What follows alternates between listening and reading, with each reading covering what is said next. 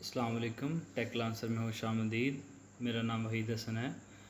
आज के इस लेक्चर में हम लोग बीए, बीएससी, एडीपी के जो कंप्यूटर स्टडीज़ पार्ट 1 है उसके प्रैक्टिकल के कुछ क्वेश्चंस जो पंजाब यूनिवर्सिटी के हैं उसको सॉल्व करके देखेंगे कि असल में पेपर में क्वेश्चन किस तरीके से आता है और आपने पेपर में क्वेश्चन किस तरीके से अटैम्प्ट करना है।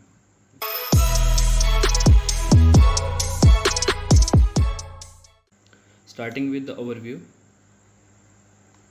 आपका टोटल 30 मार्क्स का पेपर होगा जिसको सॉल्व करने के लिए आपको टोटल 3 आवर्स दिए जाएंगे। इन 3 आवर्स में आपने अपना पेपर सॉल्व करना है। अगर हम इन 30 मार्क्स को डिकम्पोज करें तो आपके 15 मार्क्स आईसीटी में से और 15 मार्क्स विजुअल बेसिक में से होंगे। इन 15 मार्क्स को अगर हम फर्दर डिकम्पोज करें तो हम देख सकते हैं कि यहाँ पे हमारे पास जो 10 मार्क्स हैं वो रिटन क्वेश्चन के लिए हैं और 5 मार्क्स जो हैं वो वाइवा के लिए हैं। इन अ सेम वे हमारे पास विजुअल बेसिक के जो 15 मार्क्स हैं इनको अगर हम फर्दर डिकम्पोज करें तो हमारे पास 10 मार्क्स जो हैं वो रिटन क्वेश्चन के लिए हैं और 10 मार्क्स वाइवा के लिए। अब क्वेश्चन इज़ कि इन रिटन क्वेश्चंस में क्या पूछा जा सकता है और ये वाइवा के जो 5 मार्क्स हैं वाइवा में क्या कुछ पूछा जा सकता है। चलें वन बाय वन इनको देखते हैं कि किस किस तरीके से क्या कुछ क्वेश्चन पूछे जा सकते हैं। आईसीटी के पोर्शन का जिसका हमने अभी जिक्र किया, आईसीटी के पोर्शन में आपसे 2 मेजर कैटेगरीज में से क्वेश्चन पूछा जा सकता है, माइक्रोसॉफ्ट एक्सेल में से और माइक्रोसॉफ्ट वर्ड में से। माइक्रोसॉफ्ट एक्सेल में से अगर हम वाइवा पर्सपेक्टिव से बात करें कि क्या कुछ क्वेश्चन पूछे जा सकते हैं तो वो पूछ सकते हैं कि जी आप बताएं एक्सेल में फार्मूला किस तरीके से लिखा जाता है, स्टार्ट कैसे किया जाता है फार्मूला, फंक्शंस और फार्मूलाज में डिफरेंस क्या होता है, शीट्स क्या होती हैं, वर्कशीट्स क्या होती हैं, कैलकुलेशंस कैसे की जाती हैं, उसमें नंबर ऑफ़ रोज़ कितनी हैं, नंबर ऑफ़ कॉलम्स कितनी हैं, मल्टीपल शीट्स कैसे बनाई जाती हैं, एट्सेट्रा। और भी बहुत से क्वेश्चन होते हैं। अब इसी तरीके से माइक्रोसॉफ्ट वर्ड की बात की जाए तो माइक्रोसॉफ्ट वर्ड में आपसे कुछ क्वेश्चन पूछे जा सकते हैं कि डॉक्यूमेंट्स की क्रिएशन कैसे की जाती है, उनको फॉर्मेट करना, लाइक आपसे कुछ फ़ॉन्ट फैमिली पूछी जा सकती है कि जी स्पेसिफिक फ़ॉन्ट फैमिली आप चूज़ करें, ये फ़ॉन्ट स्टाइल रखें, उसकी कलरिंग करें, डिफरेंट किस्म की फॉर्मेटिंग जो पॉसिबल है एमएस वर्ड में, तो वो आपसे क्वेश्चन पूछा जा सकता है। इसका एक एग्जांपल हम लेके अभी उसको सॉल्व करके भी देखेंगे कि जी किस तरीके से क्वेश्चन आपसे पूछा जा सकता है। तो हम एक पास्ट पेपर को डिस्कस करते हैं, पंजाब यूनिवर्सिटी का जो पास्ट पेपर है, ताकि आपको थोड़ा अंदाज़ा हो जाए कि पेपर में क्वेश्चन किस तरीके से आता है और आपने उसको किस तरीके से सॉल्व करना।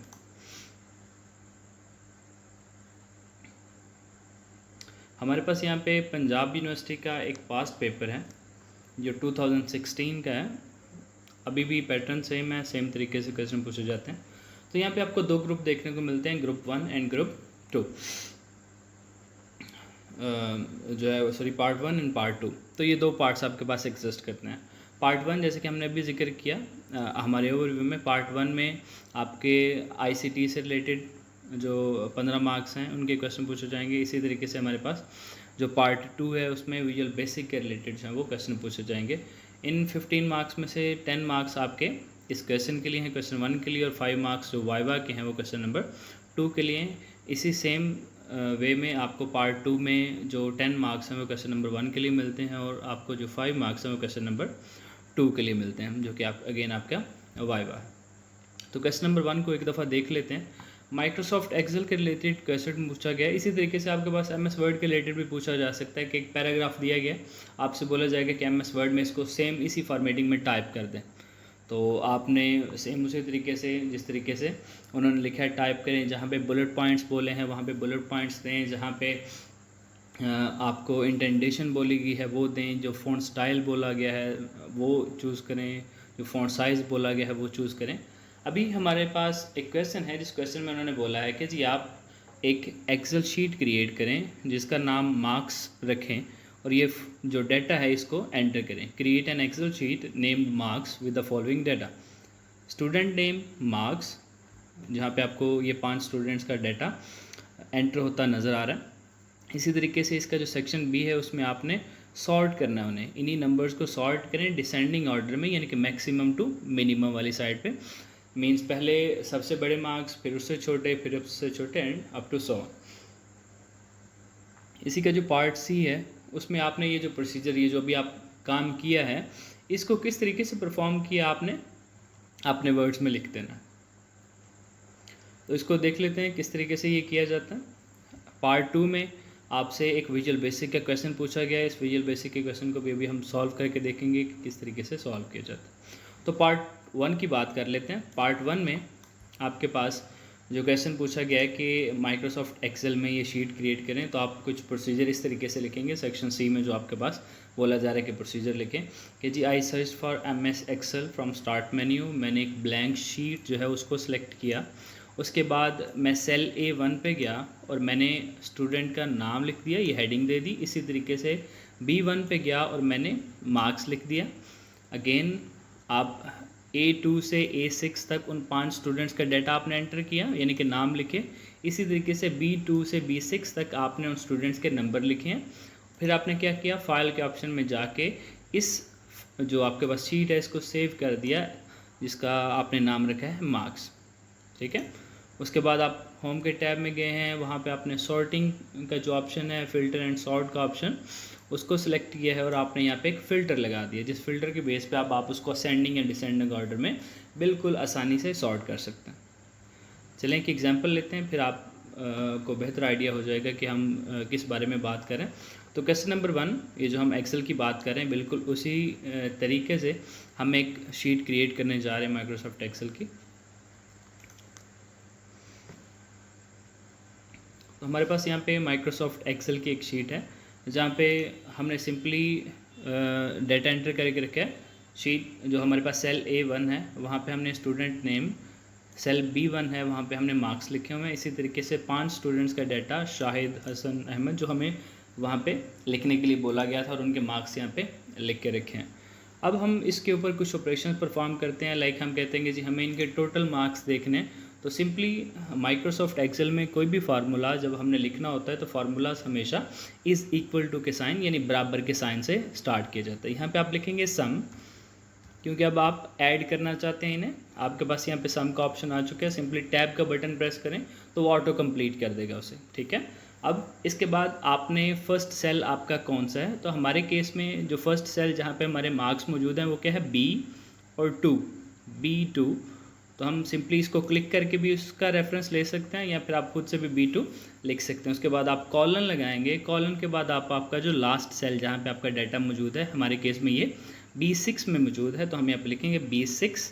तो देखिएगा वहाँ पे आपको ब्लू कलर का एक बॉर्डर लगा नज़र आएगा। ठीक है। इसके बाद आप ये ब्रैकेट बंद करेंगे और एंटर प्रेस कर दें, तो आपको यहाँ पे उसके टोटल मार्क्स लिखे नज़र आ रहे हैं।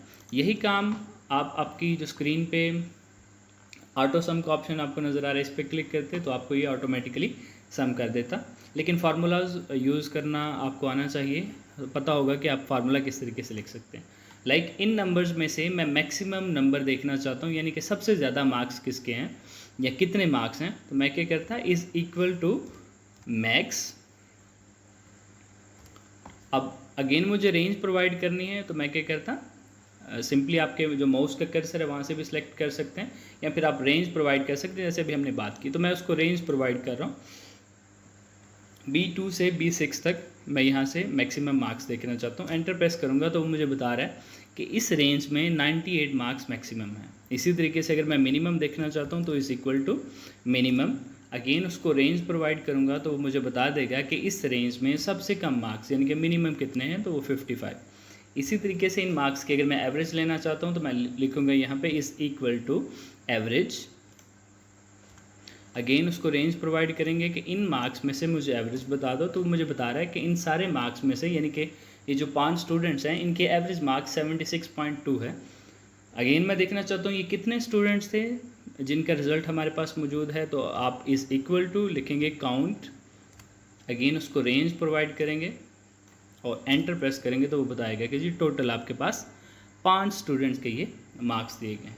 इसी तरीके से आप और भी बहुत से काम कर सकते हैं। लाइक हमारे पास अभी हमें जो बात की गई थी कि आपने क्या करना है, इसको सॉर्ट भी करना है। तो मैं मार्क्स को सिलेक्ट करूँगा जिनको मैंने सॉर्ट करना है। उसके बाद मैं क्या करूँगा, सिंपली यहाँ पे आपको फ़िल्टर एंड सॉर्ट का ऑप्शन नज़र आ रहा है, इस पर क्लिक करूँगा। अब मुझे फ़िल्टर करना ही नहीं, अगर मैं फ़िल्टर करना चाहता हूँ तो सिंपली आप फ़िल्टर पे क्लिक करके इसको फ़िल्टर अप्लाई कर सकते हैं। यहाँ पे अब आपको एक छोटा सा एरो लगा नज़र आ रहा है, इस एरो पे क्लिक करें तो अब आपने सॉर्ट क्या करना था, मैक्सिमम टू मिनिमम, यानी लार्जेस्ट टू स्मॉलेस्ट वाली साइड पे इस पर क्लिक करेंगे तो आपके फर्स्ट वाले जो मार्क्स हैं वो लार्जेस्ट हैं, देन उससे कम अप टू सो ऑन आपको ये मार्क्स सॉर्ट होते नज़र आ रहे हैं। तो आपके पास आपका जो पेपर का क्वेश्चन नंबर 1 है वो सॉल्व हो चुका है। अब हम मूव करते हैं आपके जो सेकंड पोर्शन है उसमें से जो क्वेश्चन नंबर 1 है हमारे पास विजुअल बेसिक के रिलेटेड, उसको किस तरीके से सॉल्व किया जा सकता है। तो हमारे पास पार्ट 2 में जो हमारे पास क्वेश्चन है वो ये है, write a program that examines a set of examination paper grade with the score from 0 to 100। Means वो क्या करे, यूज़र से मार्क्स ले 0 से 100 के दरमियान और तब तक लेता रहे जब तक कि यूज़र -1 एंटर नहीं कर देता। एक इनपुट बॉक्स के थ्रू आपने यूज़र से मार्क्स लेने हैं तब तक जब तक कि वो यूज़र -1 एंटर नहीं कर देता, और आपका ये प्रोग्राम सर्च करे और बताए कि कितने ऐसे स्टूडेंट्स हैं जिन्होंने अबव 90 मार्क्स लिए हैं। तो अब आपका ये प्रोग्राम किस तरीके से वर्क करेगा, उसके लिए हम लोग हमारा विजुअल बेसिक का जो IDE है उसको ऑन कर लेते हैं। ठीक है, विजुअल बेसिक IDE आपको यहाँ पे नज़र आ रहा है। हम लोग क्या करेंगे, यहाँ पे simply start an EXE program, इसको ओके कर देंगे। तो यहाँ पे हमें हमारा जो फॉर्म है फॉर्म 1 के नाम से वो नज़र आ रहा है। यहाँ पे आपको बहुत से और भी टूल्स नज़र आ रहे हैं, आप उनको चूज़ कर सकते हैं। हमारी इंटेंशन ये है कि सिंपली हमने एक प्रोग्राम बनाना है। तो मैं क्या करता हूँ, एक बटन ले लेता हूँ, उस बटन को सिंपली यहाँ पे ड्रैग करूँगा तो कमांड 1 के नाम से आपको यहाँ पे बटन नज़र आ रहा है। आप इसका नाम चेंज भी कर सकते हैं, आपकी स्क्रीन के ऊपर ये राइट साइड पर यहाँ पे जो नेम की प्रॉपर्टी है उसको चेंज करके। अभी मुझे इसका नाम चेंज नहीं करना, मुझे जस्ट एक प्रोग्राम लिखना है। तो मैं इस कमांड 1 पे डबल क्लिक करूँगा तो हमारे पास यहाँ पे एक सब फंक्शन सब रूटीन प्राइवेट सब कमांड 1 क्लिक के ऑन क्लिक, ये क्लिक करने पे ये जो एक्शन है वो परफॉर्म किया जाएगा। अब हमारी इंटेंशन क्या है कि हमने यहाँ पे एक प्रोग्राम लिखना है जो यूज़र से उसके नंबर ले तब तक जब तक कि यूज़र -1 एंटर ना कर दे। तो चलिए स्टार्ट करते हैं। Starting with the dim is for the dimension. थोड़ा सा आपको रिवाइज करवा दूं ताकि आपको याद आ जाए क्या कुछ चीज़ थी। जब आप कोई भी वेरिएबल डिक्लेयर करते हैं तो आप यहाँ पे डिम कीवर्ड यूज़ करते हैं। Dim is for dimension. तो हम क्या करते हैं, कोई भी वर्ड लाइक हम लिख लेते हैं डिम n एज इंटीजर। ठीक है, कि हम n एक जो वेरिएबल है उसको इंटीजर के तौर पे डिक्लेयर करें। जब आपने मल्टीपल वेरिएबल्स डिक्लेयर करने हो तो आप कॉमा लगा के साथ अगेन अब मैं एक और वेरिएबल जिसका नाम वैल्यू रख सकता हूँ, तो वैल एज इंटीजर। सिंपली यहाँ पे आपको सेमीकोलन लगाने की कोई ज़रूरत नहीं, लाइक जैसे आप C++ में या C में लगाते हैं, यहाँ पे आपको सेमीकोलन लगाने की ज़रूरत नहीं है। मल्टीपल वेरिएबल्स डिक्लेयर कर रहे हैं तो आप सिंगली एक डिम जो कीवर्ड है यानी कि डायमेंशन उसको यूज़ कर सकते हैं मल्टीपल वेरिएबल्स को डिक्लेयर करने के लिए। अब हम क्या करते हैं, डिक्लेरेशन के बाद इन्हीं वेरिएबल्स को इनिशियलाइज कर लेते हैं। n is equal to 1 and again हमारे पास जो वेरिएबल है वैल इज़ इक्वल टू 0। अब हमने इनको इनिशियलाइज कर दिया। अब हमने क्या काम करना है, हमारे पास एक लूप चलेगी जब तक कि यूज़र -1 एंटर नहीं कर लेता। बेटा आपको थोड़ी सी बातें ज़रा रिवाइज करवा दूँ। हमारे पास दो तरीके की लूप्स चलती हैं। एक होती हैं जिस पे आप लोग कोई कंडीशंस लगाते हैं, एक होता है आपके पास sentinel control loops. Sentinel control loops क्या होती हैं, वो अगेन आपके पास यूज़र डिफाइंड कंडीशंस के जब तक वो स्पेसिफिक कंडीशन मैच नहीं कर जाती तब तक वो क्या करते हैं, कॉन्टिन्यूसली चलती रहती हैं। अब हमारे केस में क्या है, हम एक लूप चलाते हैं, लाइक हम एक वाइल लूप चला रहे हैं। ये कब तक चलेगी, जब तक के हमारे पास इस n की वैल्यू या जो भी नंबर यूज़र एंटर कर रहे हैं ये नॉट इक्वल टू -1 हो जाती। ठीक है, तो ये वाइल लूप तब तक चलेगी। इस वाइल लूप में हमने करना है क्या, हमने इस n यानी कि जो नंबर है इसमें यूज़र से वैल्यू लेनी किसके थ्रू, इनपुट बॉक्स के थ्रू। तो हम लोग लिखते हैं यहाँ पे इनपुट बॉक्स। अगेन यहाँ पे हमारी ब्रैकेट स्टार्ट होंगी, डबल कोटेशन मार्क। तो हम यूज़र को एक कह लें कि जी स्ट्रिंग शो करवाते हैं, एंटर नंबर्स कॉमा। अब अगेन आप अगर इस विंडो का एक टाइटल देना चाहते हैं तो हम यहाँ पे लिखते हैं वाइल, कि ये वाइल के थ्रू किया जा रहा है, लेकिन ये कब तक चलेगा, उसके बाद कॉमा डिफ़ॉल्ट वैल्यू कि जी आपके पास उस जो इनपुट बॉक्स है उसमें डिफ़ॉल्ट वैल्यू क्यों नहीं चाहिए, तो हम कहते हैं डिफ़ॉल्ट वैल्यू लेट्स सपोज 1 उसमें शो करवाई जाएगी। तो सिंपली मैं अपना यहाँ पे इनपुट बॉक्स एंड कर देता हूँ। अब यूज़र से वैल्यू भी ले ली, अब मुझे क्या करना है, सिंपली इसको स्क्रीन के ऊपर प्रिंट करवा देता हूँ, एन की वैल्यू जो भी यूज़र एंटर करेगा। इसके बाद मैं क्या करता हूँ, एक कंडीशन लगाता हूँ, इफ़ एन जो कि यूज़र वैल्यू एंटर कर रहा है ग्रेटर देन 90, कि अगर वो वैल्यू 90 से ग्रेटर है देन क्या करें, हमारे पास जो वैल्यू जो हमने एक वेरिएबल 0 से इनिशियलाइज किया है val is equal to val plus 1, तो उसको 1 से इंक्रीमेंट कर दे। मीन्स अगर वो पहले 0 है तो फिर उसको क्या कर दे 1, तो जितने भी मार्क्स 90 से ग्रेटर होंगे उसके लिए क्या करता जाएगा, इसकी वैल्यू प्लस करता जाएगा। तो सिंपली हम यहाँ पे अपनी इफ़ की कंडीशन को एंड करते हैं, एंड इफ़। इसी के साथ साथ हम अपनी जो वाइल की लूप है, वाइल वेंड लूप इसे कहते हैं, तो हम क्या कहते हैं वाइल यहाँ पे अपना वेंड को भी एंड कर देते हैं। ठीक है, तो सिंपली इसको एक दफ़ा रन करके देखते हैं कि ये वाकई उसी तरीके से काम कर रहा है जिस तरीके से हमें रिक्वायर्ड है। हम इसको रन करते हैं, हमारे पास हमारा प्रोग्राम रन कर रहा है, तो कमांड के बटन पे क्लिक करता हूँ तो मेरे पास यहाँ पे आ रहा है एंटर नंबर्स, और आपको टाइटल ऊपर वाइल लिखा नज़र आ रहा है, डिफ़ॉल्ट वैल्यू यहाँ पे 1 है।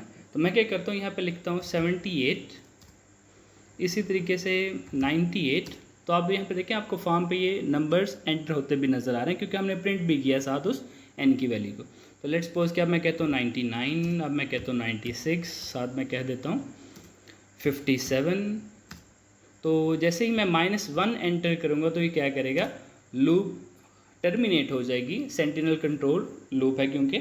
तो साथ ही वो मुझे जो उसकी टोटल वैल्यू है उसको भी प्रिंट करवाना है। यहाँ पे हमने इसको प्रिंट नहीं करवाया तो हम क्या करते हैं, सिंपली इसको क्लोज़ करते हैं, और सिंपली हमारे पास यहाँ पे हमारी ये कंडीशन एंड हो रही है, वहाँ पे हम लोग इसको प्रिंट करवा लेते हैं। लाइक हमारे पास यहाँ पे हमारी जो लूप है वो एंड हो रही है, तो लूप के बाद हम क्या करते हैं, प्रिंट कर देते हैं प्रिंट वेल, तो हमें वैल्यू भी उसकी प्रिंट करवानी। तो अभी इसको रन करते हैं दोबारा। मैं कहता हूँ जी 99, 98, 67, 56, 98 और -1। तो ये क्या करेगा, मुझे दिखा रहा है कि 3, 99, 98 एंड 98 ये 3 मार्क्स ऐसे हैं जो 90 से अबव हैं, तो मुझे उसने वैल्यू 3 शो करवा दी। तो ये थी जी वो वैल्यूज़ जिसके थ्रू हम लोग आइडिया लगा सकते हैं कि जी ये वाकई उसी तरीके से वर्क कर रहा है या नहीं जिस तरीके से हमें रिक्वायर्ड है।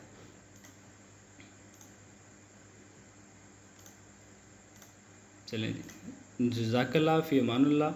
अगर आपकी कोई भी क्यूरीज़ हैं किसी भी रिलेटेड, आपको किसी बात की समझ नहीं आई तो आप कमेंट बॉक्स में पूछ सकते हैं। जज़ाकल्लाह, अल्लाह हाफ़िज़।